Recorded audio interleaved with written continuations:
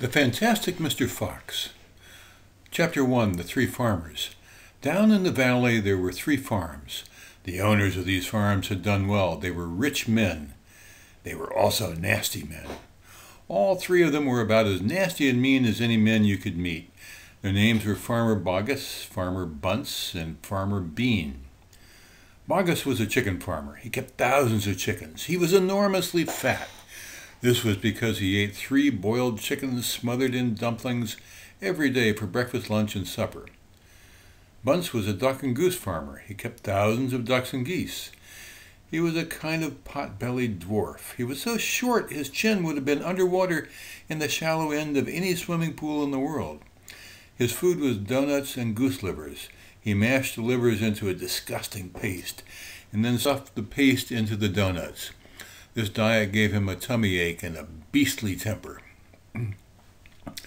Bean was a turkey and apple farmer. He kept thousands of turkeys in an orchard full of apple trees.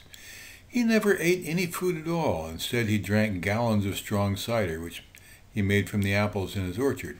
He was as thin as a pencil, and the cleverest of them all.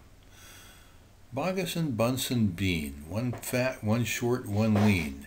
These horrible crooks, so different in looks, were nonetheless equally mean. That's what the children round used to sing when they saw them. Chapter 2. Mr. Fox. On a hill above the valley there was a wood. In the wood there was a huge tree. Under the tree there was a hole. In the hole lived Mr. Fox and Mrs. Fox and their 4 small foxes. Every evening, as soon as it got dark, Mr. Fox would say to Mrs. Fox, "Well, my darling, what will it be this time? A plump chicken from Boggis? A duck or goose from Bunce? Or a nice turkey from Bean?"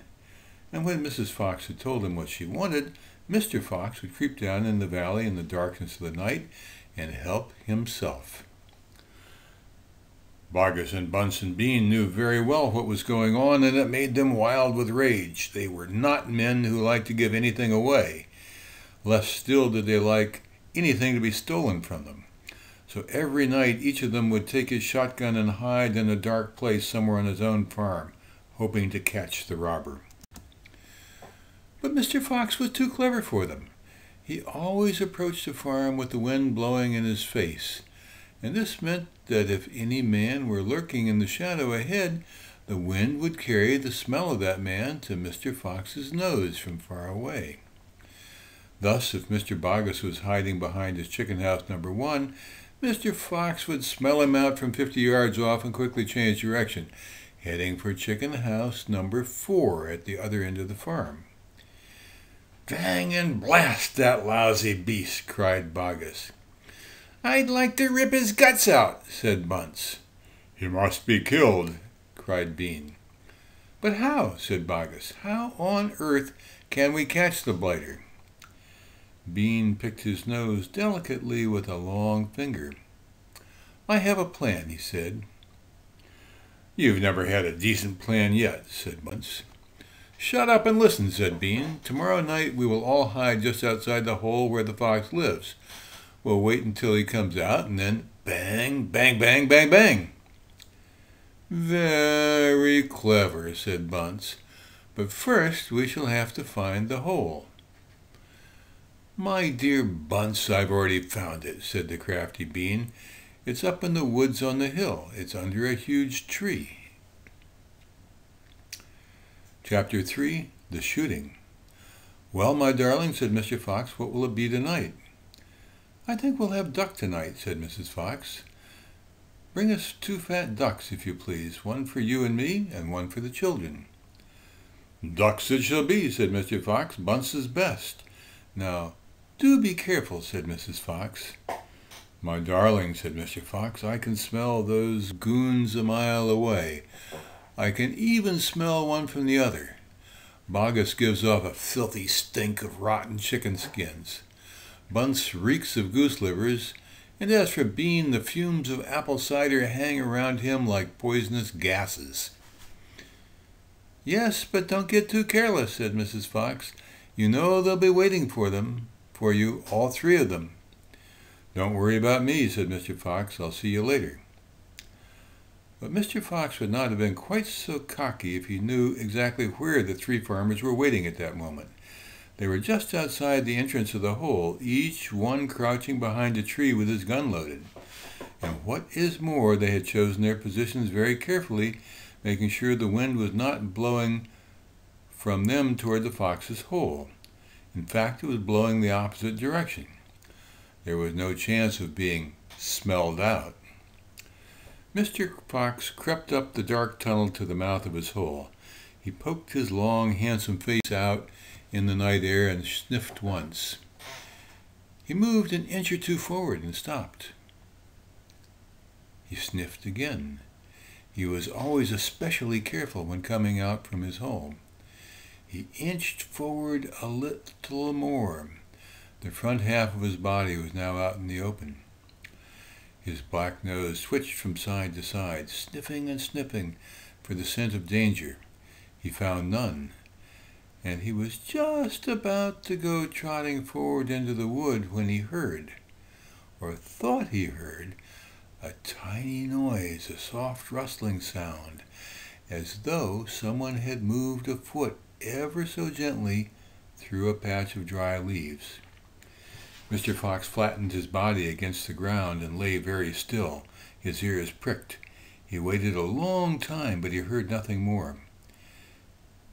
It must have been a field mouse, he told himself, or some other small animal. He crept a little further out of the hole, then further still. He was almost right out in the open now. He took a last careful look round. The wood was murky and very still. Somewhere in the sky the moon was shining.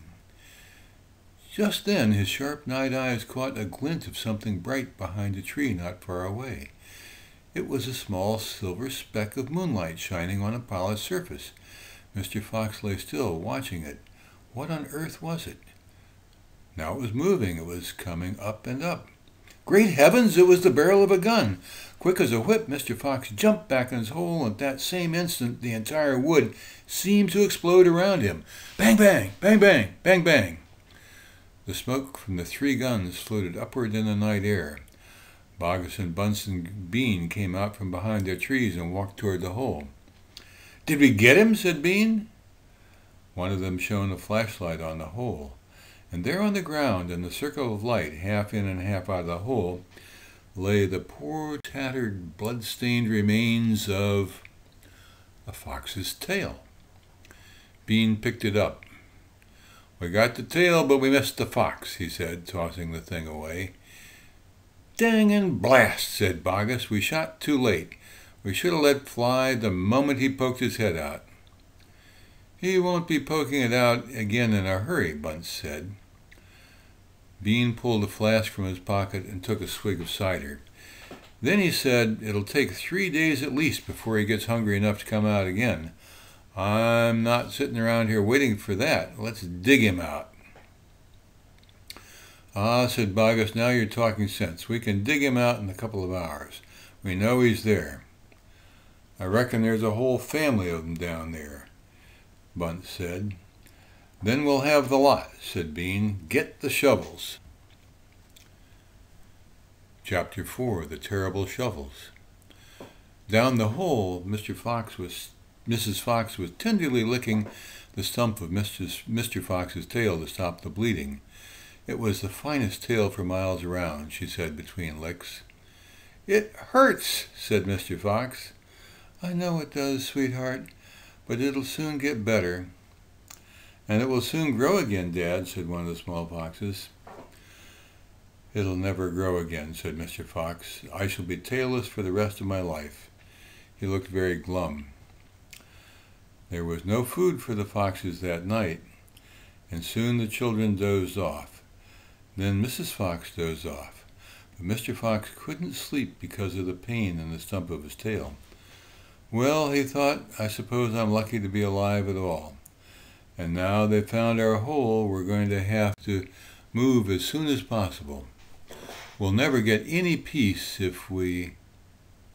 What was that? He turned his head sharply and listened. The noise he heard now was the most frightening noise a fox can ever hear. the scraping of shovels digging into the soil. "Wake up," he shouted. "They're digging us out." Mrs. Fox was wide awake in 1 second. She sat up, quivering all over. "Are you sure that's it?" she whispered. "I'm positive. Listen." "They'll kill my children," cried Mrs. Fox. "Never," said Mr. Fox. "But, darling, they will," sobbed Mrs. Fox. "You know they will." Scrunch, scrunch, scrunch went the shovels above their heads. Small stones and bits of earth began falling from the roof of the tunnel. "How will they kill us, Mummy?" asked one of the small foxes. His round black eyes were huge with fright. "Will there be dogs?" he said. Mrs. Fox began to cry. She gathered her 4 children close to her and held them tight. Suddenly there was an especially loud crunch above their heads, and the sharp end of a shovel came right through the ceiling. The sight of this awful thing seemed to have an electric effect on Mr. Fox. He jumped up and shouted, "I've got it! Come on, there's not a moment to lose. Why didn't I think of it before?" "Think of what, Dad?"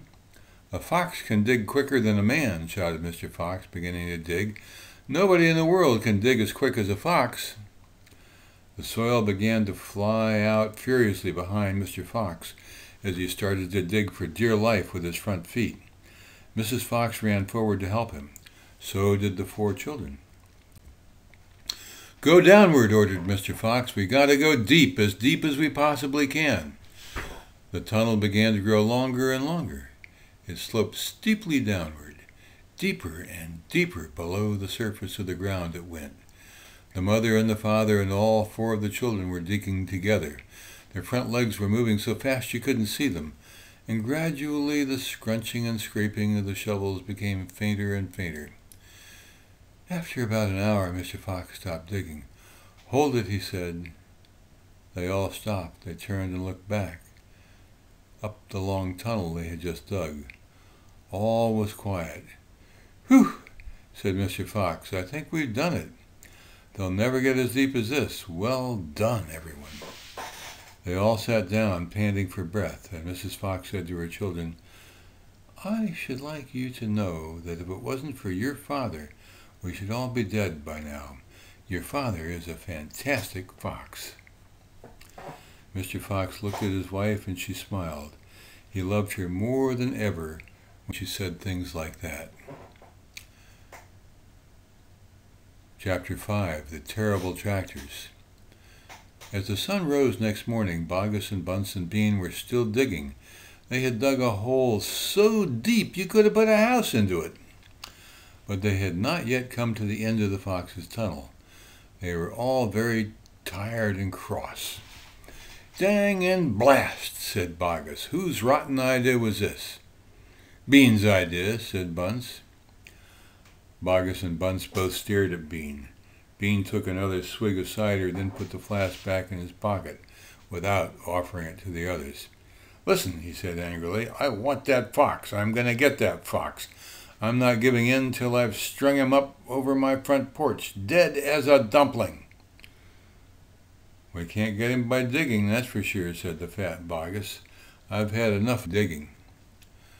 Bunce, the little pot-bellied dwarf, looked up at Bean and said, "Have you got any more stupid ideas, then?" "What?" said Bean. "I can't hear you." Bean never took a bath. He never even washed. As a result, his ear holes were clogged with all kinds of muck, wax, and bits of chewing gum, and dead flies and stuff like that. This made him deaf. "Speak louder," he said to Bunce, and Bunce shouted back, "Got any more stupid ideas?" Bean rubbed the back of his neck with a dirty finger. He had a boil coming up there, and it itched. "What we need on this job," he said, "is machines, mechanical shovels. We'll have him out in 5 minutes with mechanical shovels." That was a pretty good idea, and the other 2 had to admit it. "All right, then," Bean said, taking charge. "Boggis, you stay here and see that the fox doesn't escape. Bunce and I will go down and fetch our machinery. If he tries to get out, shoot him quick." The long, thin Bean walked away. The tiny Bunce trotted after him. The fat Boggis stayed where he was, with his gun pointing at the foxhole. Soon 2 enormous caterpillar tractors with mechanical shovels on their front ends came clanking into the wood. Bean was driving one, Bunce the other. The machines were both black. They were murderous, brutal-looking monsters. "Here we go, then," shouted Bean. "Death to the fox," shouted Bunce. The machines went to work, biting huge mouthfuls of soil out of the hill. The big tree under which Mr. Fox had dug his hole in the first place was toppled like a matchstick.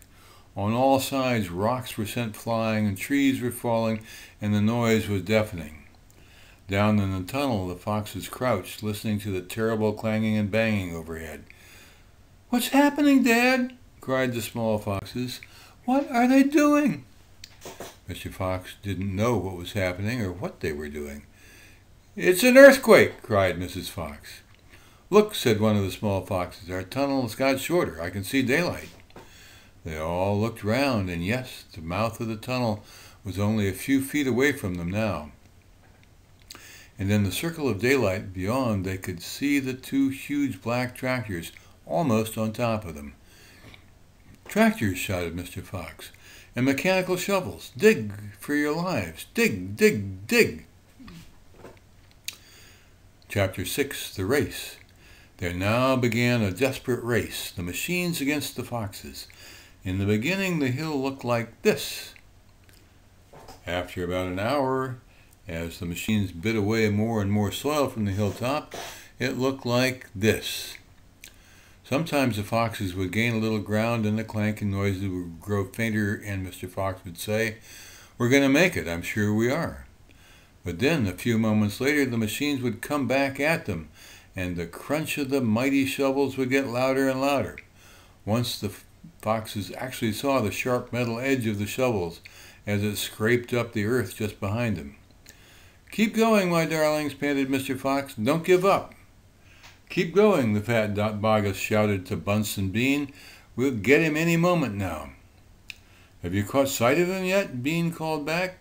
"Not yet," shouted Boggis, "but I think we're close." "I'll pick him up with my bucket," shouted Bunce. "I'll chop him to pieces." But by lunchtime, the machines were still at it, and so were the poor foxes. The hill now looked like this. The farmers didn't stop for lunch. They were too keen to finish the job. "Hey there, Mr. Fox," yelled Bunce, leaning out of his tractor. "We're coming to get you now." "You've had your last chicken," yelled Boggis. "You're never come prowling around my farm again." A sort of madness had taken hold of the 3 men. The tall, skinny Bean and the dwarfish, pot-bellied Bunce were driving their machines like maniacs, racing the motors and making the shovels dig at a terrific speed. The fat Boggis was hopping around like a dervish and shouting, "Faster, faster!" By 5 o'clock in the afternoon, this is what had happened to the hill. The hole the machines had dug was like the crater of a volcano. It was extraordinary, the sight that crowds of people came rushing out of the surrounding village to have a look. They stood on the edge of the crater and stared down at Boggis and Bunce and Bean. "Hey there, Boggis, what's going on?" "We're after a fox."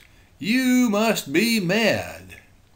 The people jeered and laughed, but this only made the 3 farmers more furious and more obstinate and more determined than ever not to give up till they caught the fox. Chapter 7. We'll never let him go.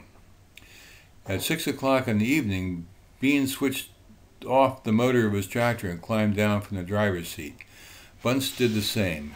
Both men had had enough. They were tired and stiff from driving the tractors all day. They were also hungry. Slowly they walked over to the small fox's hole in the bottom of the huge crater. Bean's face was purple with rage. Bunce was cursing the fox with dirty words that cannot be printed. Boggis came waddling up. "Dang and blast that filthy, stinking fox," he said. "What the heck do we do now?" I'll tell you what we don't do, Bean said. We don't let him go. We'll never let him go, Bunce declared.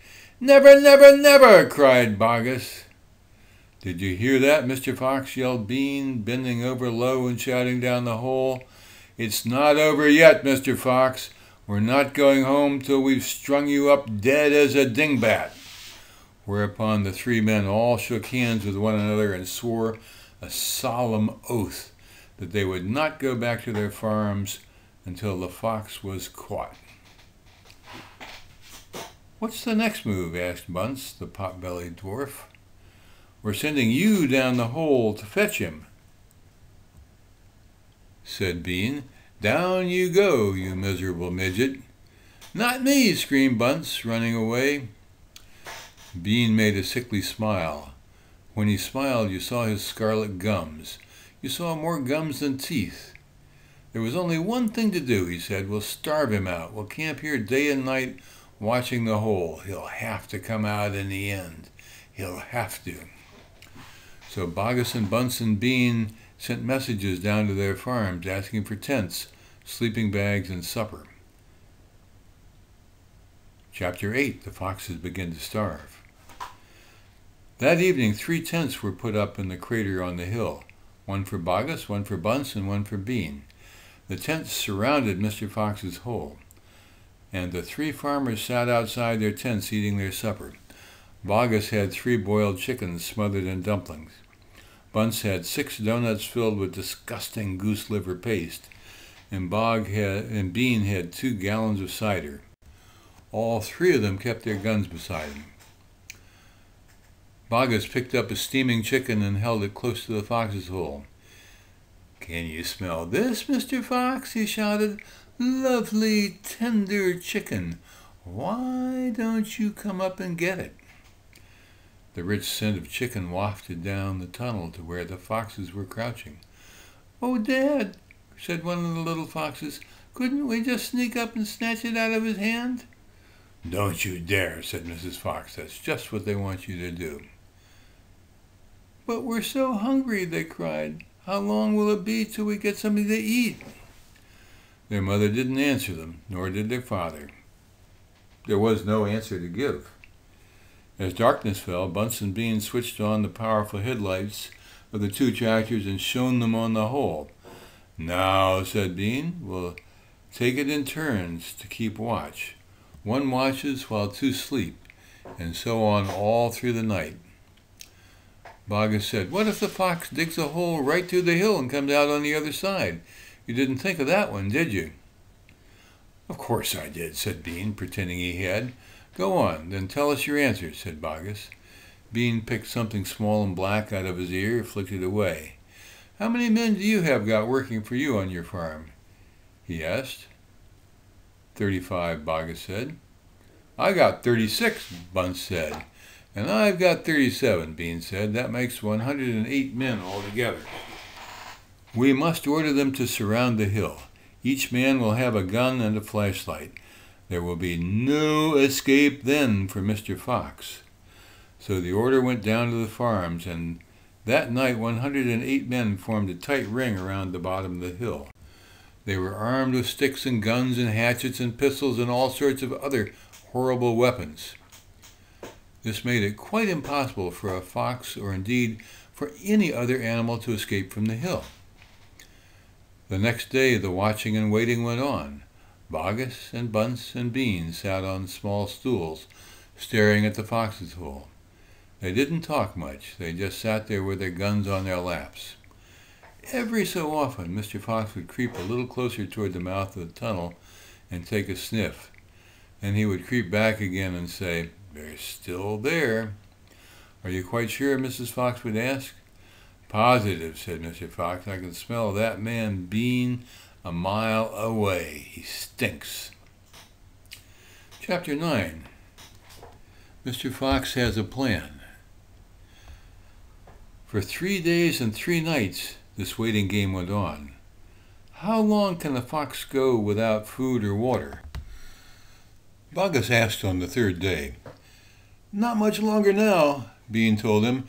He'll make a run for it soon, he'll have to. Bean was right. Down in the tunnel, the foxes were slowly but surely starving to death. "If only we could have just a tiny sip of water," said one of the small foxes. "Oh, Dad, can't you do something?" "Couldn't we make a dash for it, Dad? We'll have a little bit of a chance, wouldn't we?"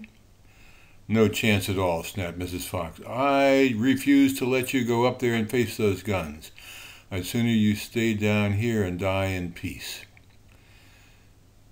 Mr. Fox had not spoken for a long time. He had been sitting quite still, his eyes closed, not even hearing what the others were saying. Mrs. Fox knew that he was trying desperately to think of a way out, and now as she looked at him, she saw him stir himself and get slowly to his feet. He looked back at his wife. There was a little spark of excitement dancing in his eyes. "What is it, darling?" said Mrs. Fox quietly. "I've just had a little bit of an idea," Mr. Fox said carefully. "What?" they cried. "Oh, Dad, what is it?" "Come on," said Mrs. Fox. "Tell us quickly." "Well," said Mr. Fox, and then stopped and sighed and sadly shook his head. He sat down again. "It's no good," he said. "It won't work after all." "Why not, Dad?" "Because it means more digging, and we aren't any of us strong enough for that after 3 days and nights without food." "Yes, we are, Dad," cried the small foxes, jumping up and running to their father. "We can do it! You see if we can't. So can you." Mr. Fox looked at the 4 small foxes and he smiled. "What fine children I have," he thought. "They're starving to death and they haven't had a drink for 3 days, but they're still undefeated. I must not let them down. I suppose we could give it a try," he said. "Let's go, Dad. Tell us what you want to do." Slowly, Mrs. Fox got to her feet. She was suffering more than any of them from the lack of food and water. She was very weak. "I'm so sorry," she said, "but I don't think I'm going to be much help." "You stay right where you are, my darling," said Mr. Fox. "We can handle this by ourselves." Chapter 10, Boggis Chicken House Number 1. "This time we must go in a very special direction," said Mr. Fox, pointing sidewise and downward. So he and his 4 children started to dig at once again. The work went much more slowly now, yet they kept at it with great courage, and little by little the tunnel began to grow. "Dad, I wish you'd tell us where we're going," said one of the children. "I dare not do that," said Mr. Fox, "because this place I'm hoping to get to is so marvelous that if I described it to you now, you'd go crazy with excitement. And then if we failed to get there, which is very possible, you would die of disappointment. I don't want to raise your hopes too much, my darlings." For a long time they kept digging. For how long they did not know, because there were no days and no nights down there in the murky tunnel. But at last Mr. Fox gave the order to stop. "I think," he said, "we had better take a peep upstairs now and see where we are. I know where I want to be, but I can't possibly be sure we're anywhere near it." Slowly, wearily, the foxes began to slope up the tunnel toward the surface. Up and up it went, until suddenly they came to something hard above their heads, and they couldn't go up any further. Mr. Fox reached up to examine this hard thing. "It's wood," he whispered. "Wooden planks." "What does that mean, Dad?"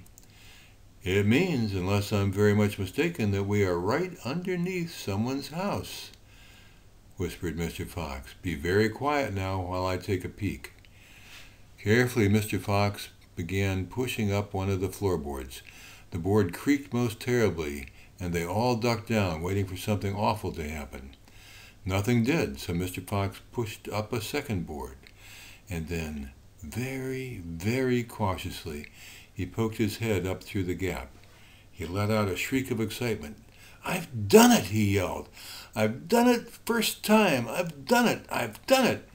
He pulled himself up through the gap in the floor and started prancing and dancing with joy. "Come on up," he sang out. "Come on up and see where you are, my darlings." What a sight for a hungry fox!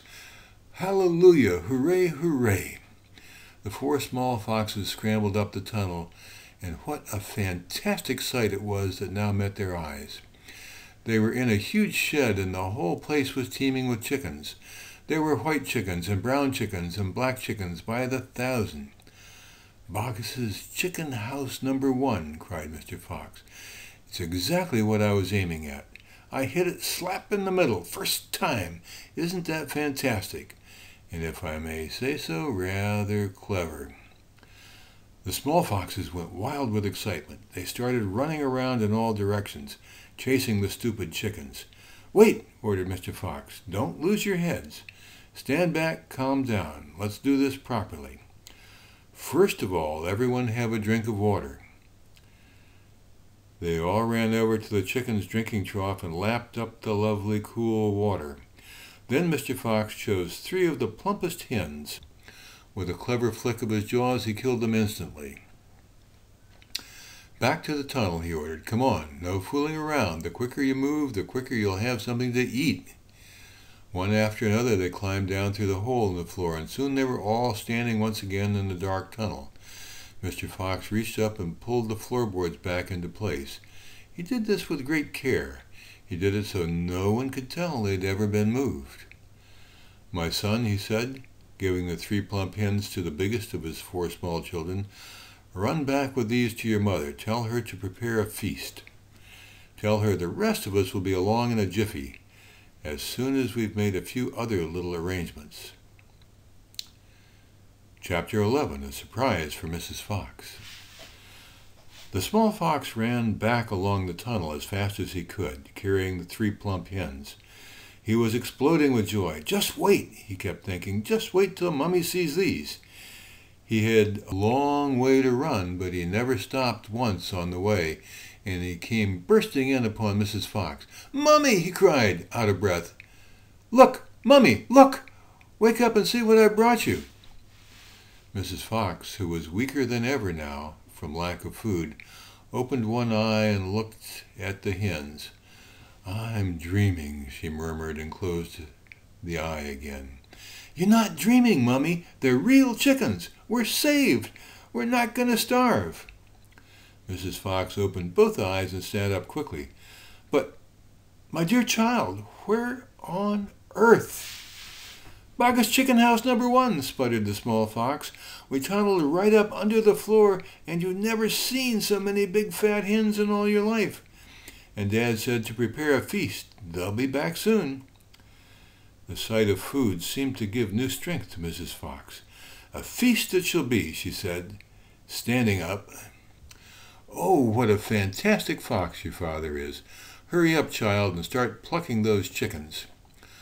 Far away down in the tunnel, the fantastic Mr. Fox was saying, "Now for the next bit, my darlings.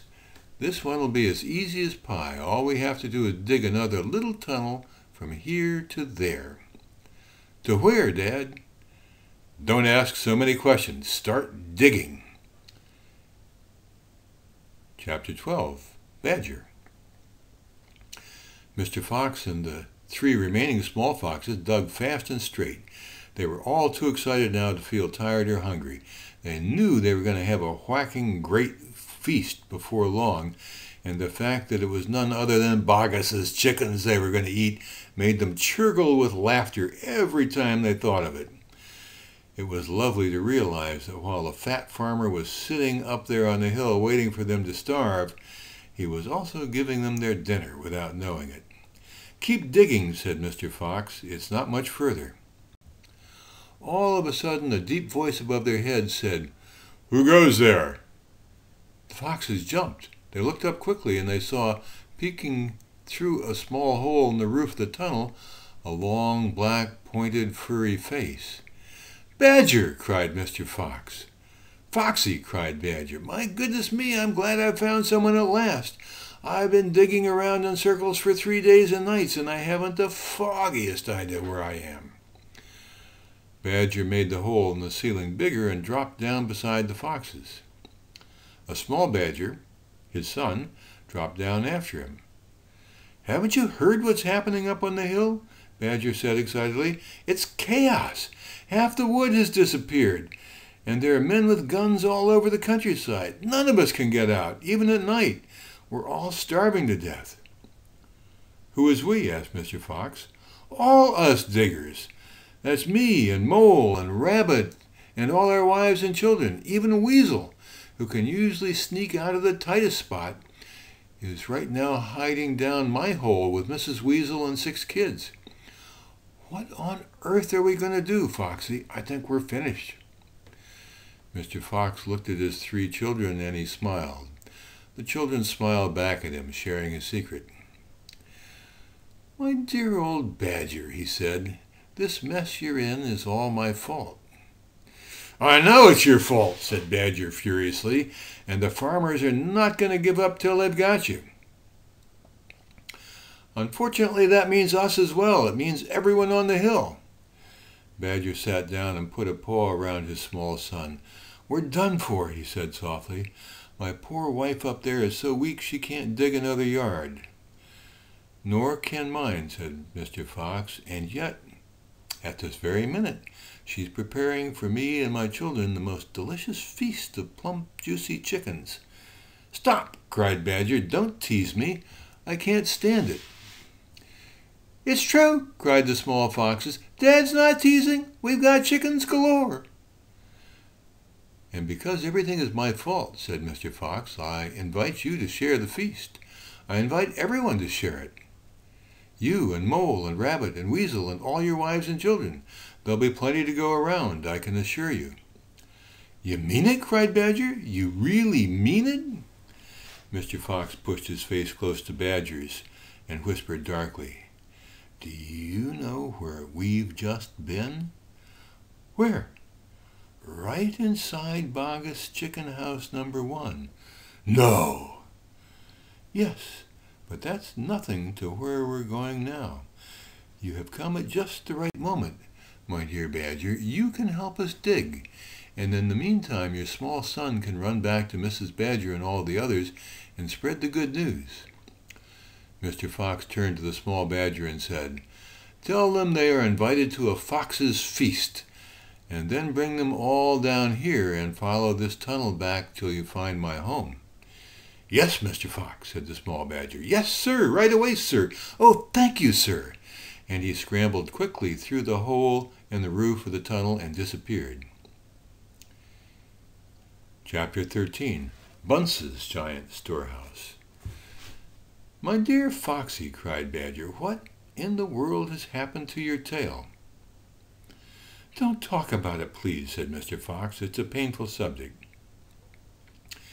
They were digging the new tunnel. They dug on in silence. Badger was a great digger, and the tunnel went forward at a terrific pace now that he was lending a paw. Soon they were crouching underneath yet another wooden floor. Mr. Fox grinned slyly, showing sharp teeth. "If I am not mistaken, my dear Badger," he said, "we are now underneath the farm which belongs to that nasty little pot-bellied dwarf, Bunce. We are, in fact, directly underneath the most interesting part of that farm." "Ducks and geese," cried the small foxes, licking their lips. "Juicy, tender ducks and big fat geese." "Exactly," said Mr. Fox. "But how in the world can you know where we are?" asked Badger. Mr. Fox grinned again, showing even more white teeth. "Look," he said, "I know my way around these farms blindfold. For me, it's just as easy below ground as it is above it." He reached high and pushed up one wooden floorboard and then another. He poked his head through the gap. "Yes," he shouted, jumping up into the room above. "I've done it again. I've hit smack on the nose. Right in the bullseye. Come and look." Quickly, Badger and the 3 small foxes scrambled up after him. They stopped and stared. They stood and gasped.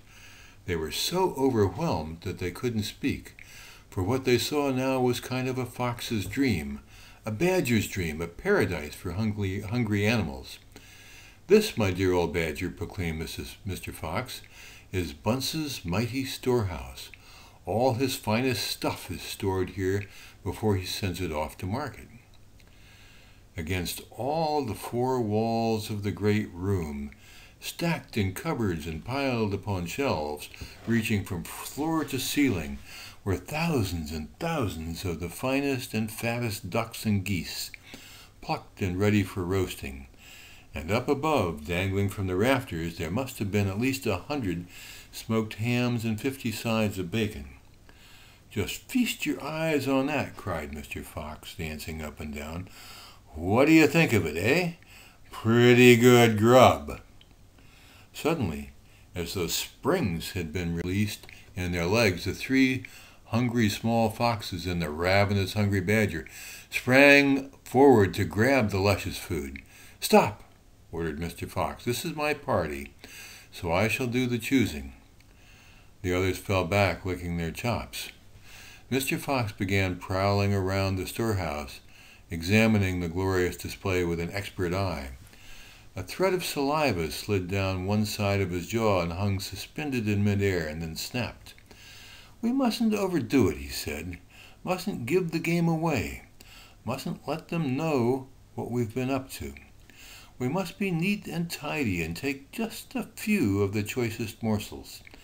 So to start with, we shall have 4 plump young ducks." He took them from the shelf. "Ooh, how lovely and fat they are. No wonder Bunce gets a special price for them in the market." "All right, Badger, lend me a hand to get them down. You children can help as well. There we go. Goodness me, how your mouths are watering. And now, I think we'd better have a few geese. 3 will be quite enough. We'll take the biggest." Oh my, you'll never see finer geese than these in a king's kitchen. Gently does it. That's the way. And what about a couple of nice smoked hams? Adore smoked ham, don't you, Badger? Fetch me that stepladder, will you please? Mr. Fox climbed up the ladder and handed down 3 magnificent hams. "And do you like bacon, Badger?" "I'm mad about bacon," cried Badger, dancing with excitement. "Let's have a side of bacon, that big one up there." "And carrots, Dad," said the smallest of the 3 small foxes. "We must take some of those carrots." "Don't be a twerp," said Mr. Fox. "You know we never eat things like that." "It's not for us, Dad, it's for the rabbits. They only eat vegetables." "My goodness me, you're right," cried Mr. Fox. "What a thoughtful little fellow you are. Take 10 bunches of carrots." Soon all this lovely loot was lying in a neat heap upon the floor. The small foxes crouched close, their noses twitching, their eyes shining like stars. "And now," said Mr. Fox, "we shall have to borrow from our friend Bunce 2 of those useful pushcarts over in the corner." He and Badger fetched the pushcarts, and the ducks and geese and hams were loaded onto them. Quickly the pushcarts were lowered through the hole in the floor. The animals slid down after them. Back in the tunnel, Mr. Fox again pushed the floorboards very carefully into place so that no one could see that they had been moved. "My darlings," he said, pointing to 2 of the 3 small foxes, "take a cart each and run back as fast as you can to your mother. Give her my love and tell her we're having guests for dinner. The badgers, the moles, the rabbits, and the weasels. Tell her it must be a truly great feast. And tell her the rest of us will be home as soon as we've done one more little job." "Yes, Dad, right away, Dad," they answered, and they grabbed a trolley each and went rushing off down the tunnel. Chapter 14. Badger Has Doubts. "Just one more visit," cried Mr. Fox. "And I'll bet I know where that'll be," said the only small fox now left. He was the smallest fox of them all. "Where?" asked Badger. "Well," said the smallest fox, "we've been to Boggis and we've been to Bunce, but we haven't been to Bean. It must be Bean." "You're right," said Mr. Fox. "But what you don't know is which part of Bean's place we're about to visit." "Which?" they both said together. "Aha," said Mr. Fox. "Just you wait and see." They were digging as they talked. The tunnel was going forward fast. Suddenly Badger said, "Doesn't this worry you just a tiny bit, Foxy?" "Worry me?" said Mr. Fox. "What? All this stealing?" Mr. Fox stopped digging and stared at Badger as though he had gone completely dotty. "My dear old furry frump," he said, "do you know anyone in the whole world who wouldn't swipe a few chickens if his children were starving to death?" There was a short silence while Badger thought deeply about this. "You are far too respectable," said Mr. Fox. "There's nothing wrong with being respectable," Badger said. "Look," said Mr. Fox, "Boggis and Bunce and Bean are out to kill us. You realize that, I hope." "I do, Foxy, I do indeed," said the gentle Badger.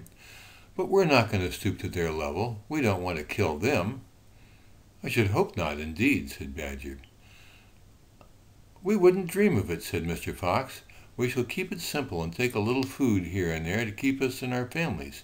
Right?" "I suppose we'll have to," said Badger. "If they want to be horrible, let them," said Mr. Fox. "We down here are decent, peace-loving people." Badger laid his head on one side and smiled at Mr. Fox. "Foxy," he said, "I love you." "Thank you," said Mr. Fox. "And now let's get on with the digging." 5 minutes later, Badger's front paws hit against something hard and flat. "What on earth is this?" he said. "It looks like a solid stone wall." He and Mr. Fox scraped away the soil. It was a wall, but it was built of bricks, not stones. The wall was right in front of them, blocking their way. "Now, who in the world would build a wall under the ground?" asked Badger. "Very simple," said Mr. Fox. "It's the wall of an underground room. And if I'm not mistaken, it's exactly what I'm looking for." Chapter 15. Bean's Secret Cider Cellar. Mr. Fox examined the wall carefully. He saw that the cement between the bricks was old and crumbly, so he loosened the brick without much trouble and pulled it away. Suddenly, out from the hole where the brick had been, there popped a small, sharp face with whiskers. "Go away!" it snapped. "You can't come in here. It's private." "Good Lord," said Badger, "it's Rat." "You saucy beast," said Mr. Fox. "I should have guessed we'd find you down here somewhere." "Go away!" shrieked Rat. "Go on! Beat it! This is my private pitch." "Shut up," said Mr. Fox. "I will not shut up!" shrieked Rat. "This is my place. I got here first." Mr. Fox gave a brilliant smile, flashing his white teeth. "My dear Rat," he said softly, "I am a hungry fellow, and if you don't hop it quickly, I shall eat you up in one gulp." That did it. Rat popped back fast out of sight. Mr. Fox laughed and began to pull more bricks out of the wall. When he had made a biggish hole, he crept through it. Badger and the smallest fox followed him in. They found themselves in a vast, damp, gloomy cellar. "This is it!" cried Mr. Fox. "This is what?" said Badger. "This place is empty." "Where are the turkeys?" asked the smallest fox, staring into the gloom. "I thought Bean was a turkey man." "He is a turkey man," said Mr. Fox, "but we're not after turkeys now. We've got plenty of food." "Then what do we need, Dad?" "Take a good look around," said Mr. Fox. "Don't you see anything that interests you?" Badger and the smallest fox peered into the half-darkness. As their eyes became accustomed to the gloom, they began to see what looked like a whole lot of big glass jars standing upon shelves around the walls. They went closer. They were jars. There were hundreds of them, and upon each one was written the word cider. The smallest fox leapt high in the air. "Oh, Dad!" he cried out. "Look what we found! It's cider!" "Exactly," said Mr. Fox. "Tremendous!" shouted Badger. "Bean's secret cider cellar," said Mr. Fox. "But go carefully, my dears. Don't make a noise. This cellar is right underneath the farmhouse itself." "Cider," said Badger, "is especially good for badgers. We take it as medicine, one large glass 3 times a day with meals and others at bedtime." "We will make the feast into a banquet," said Mr. Fox. While they were talking, the smallest fox had sneaked the jar off the shelf and had taken a gulp. "Wow!" he gasped. "Wow, whir!" You must understand, this was not the ordinary weak fizzy cider one buys in a store. This was the real stuff, a home-brewed fiery liquor that burned your throat and boiled in your stomach. "Ah!" gasped the smallest fox. "This is some cider." "That's quite enough of that," said Mr. Fox, grabbing the jar and putting it to his own lips. He took a tremendous gulp. "It's miraculous," he whispered, fighting for breath. "It's fabulous. It's beautiful." "It's my turn," said Badger, taking the jar and tilting his head back. The cider gurgled and bubbled down his throat. It's like melted gold," he gasped. "Oh, Foxy, it's like drinking sunbeams and rainbows." "You're poaching!" screeched Rat. "Put that down at once. There'll be none left for me." Rat was perched upon the highest shelf in the cellar, peering out from behind a huge jar. There was a small rubber tube inserted in the neck of the jar, and Rat was using this tube to suck out the cider. "You're drunk," said Mr. Fox. "Mind your own business," shrieked Rat, "and if you great clumsy brutes come messing about in here, we'll all be caught. Get out and leave me to sip my cider in peace." At that moment they heard a woman's voice calling out in the house above them. "Hurry up and get that cider, Mabel," the voice called out. "You know Mr. Bean doesn't like to be kept waiting, especially when he's been out all night in a tent."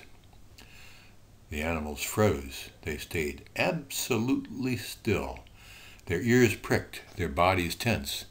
And then they heard the sound of a door being opened. The door was at the top of a flight of stone steps leading down from the house to the cellar. And now someone was starting down the steps. Chapter 16, The Woman. "Quick," said Mr. Fox, "hide."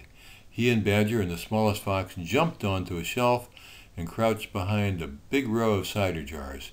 Peering round the jars, they saw a huge woman coming down the cellar. At the foot of the steps, the woman paused, looking right and left. Then she turned and headed straight for the place where Mr. Fox and Badger and the smallest fox were hiding. She stopped right in front of them. The only thing between her and them was a row of cider jars. She was so close, Mr. Fox could hear the sound of her breathing.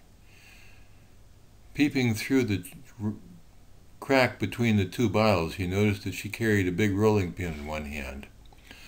"How many will he want this time, Mrs. Bean?" the woman shouted, and from the top of the steps the other voice called back, "Bring up 2 or 3 jars."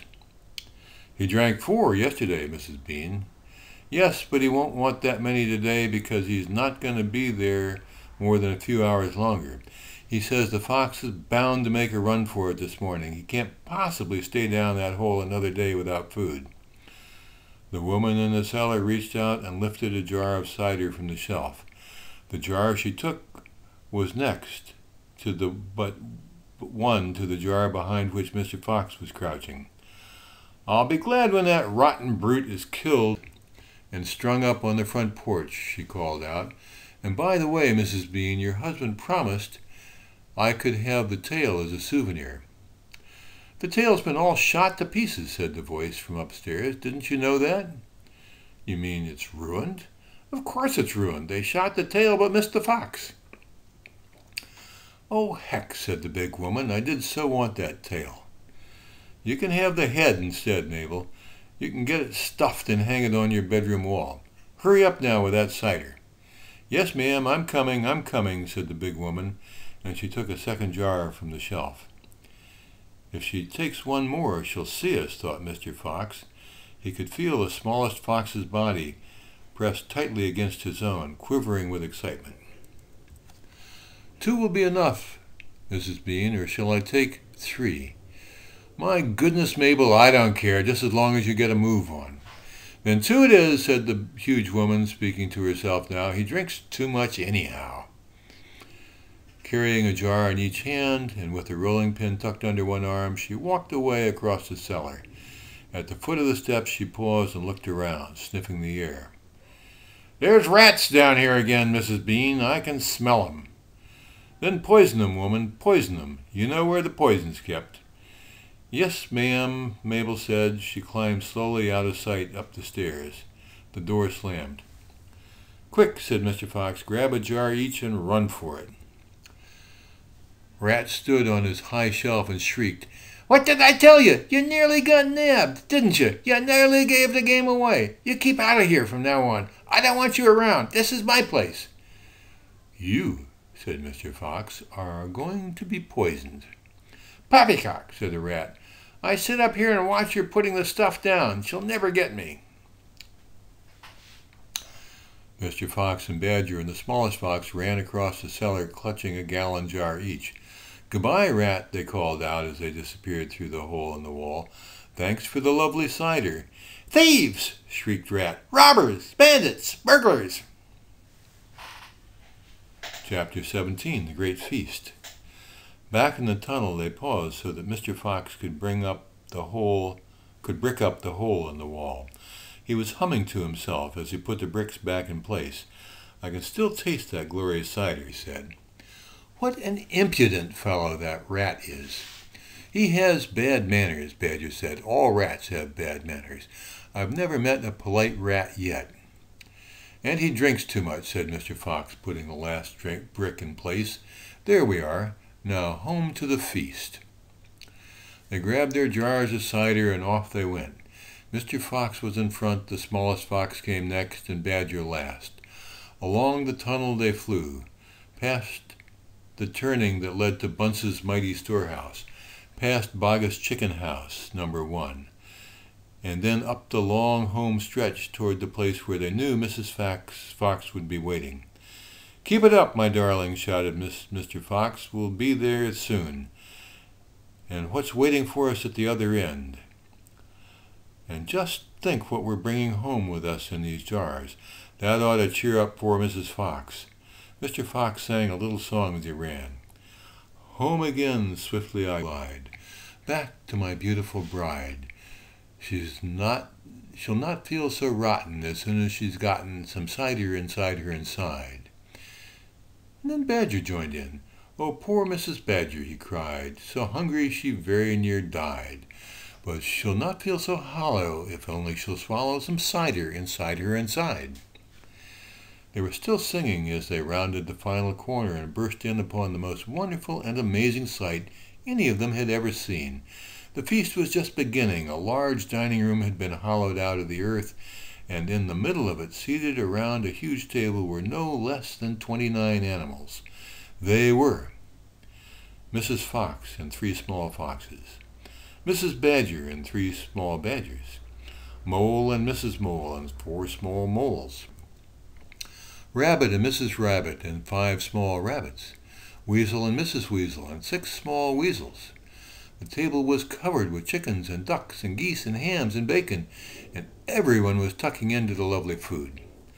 My darling, cried Mrs. Fox, jumping up and hugging Mr. Fox. We couldn't wait. Please forgive us. And then she hugged the smallest fox of all, and Mrs. Badger hugged Badger, and everybody hugged everybody else, and amid shouts of joy the great jars of cider were placed upon the table, and Mr. Fox and Badger and the smallest fox sat down with the others. You must remember that no one had eaten a thing for several days. They were ravenous, so for a while there was no conversation at all. There was only the sound of crunching and chewing as the animals attacked the succulent food. At last Badger stood up. He raised his glass of cider and called out, "A toast! I want you all to stand and drink a toast to our dear friend who saved our lives today, Mr. Fox." "To Mr. Fox," they all shouted, standing up and raised their glasses. "To Mr. Fox, long may he live." Then Mrs. Fox got shyly to her feet and said, I don't want to make a speech. I just want to say one thing, and it is this. My husband is a fantastic fox."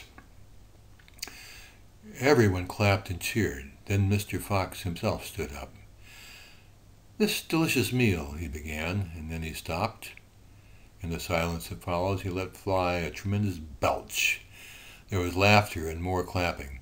"This delicious meal, my friends," he said, "is by courtesy of Messrs. Boggis, Bunce, and Bean." More cheering and laughter. "And I hope you have enjoyed it as much as I have." He let fly another colossal belch. "Better out than in," said Badger. "Thank you," said Mr. Fox, grinning hugely. "But now, my friends, let us be serious. Let us think of tomorrow and the next day and the days after that. If we go out, we'll be killed, right?" "Right," they shouted. "We'll be shot before we've gone a yard," said Badger. "Exactly," said Mr. Fox. "But who wants to go out, anyhow? Let me ask you that. We're all diggers, every one of us. We hate the outside. The outside is full of enemies. We only go out because we have to get food for our families. But now, my friends, we have an entirely new setup. We have a safe tunnel leading to 3 of the finest stores in the world." "We do indeed," said Badger. "I've seen 'em." "And you know what this means?" said Mr. Fox. "It means that none of us need ever go out into the open again." There was a buzz of excitement around the table. "I therefore invite you all," Mr. Fox went on, "to stay here with me forever." "Forever!" they cried. "My goodness, how marvelous!" And Rabbit said to Mrs. Rabbit, "My dear, just think, we're never going to be shot at again in our lives." "We will make," said Mr. Fox, "a little underground village with streets and houses on each side. Separate houses for badgers and moles and rabbits and weasels and foxes. And every day I will go shopping for you all. And every day we will eat like kings." The cheering that followed the speech went on for many minutes. Chapter 18, Still Waiting. Outside the fox's hole, Boggis and Bunce and Bean sat outside beside their tents with their guns on their laps. It was beginning to rain. Water was trickling down the necks of the 3 men and into their shoes. "He won't stay down there much longer now," Boggis said. "The brute must be famished," Bunce said. "That's right," Bean said. "He'll be making a dash for it any moment. Keep your guns handy." They sat there by the hole, waiting for the fox to come out. And so far as I know, they are still waiting.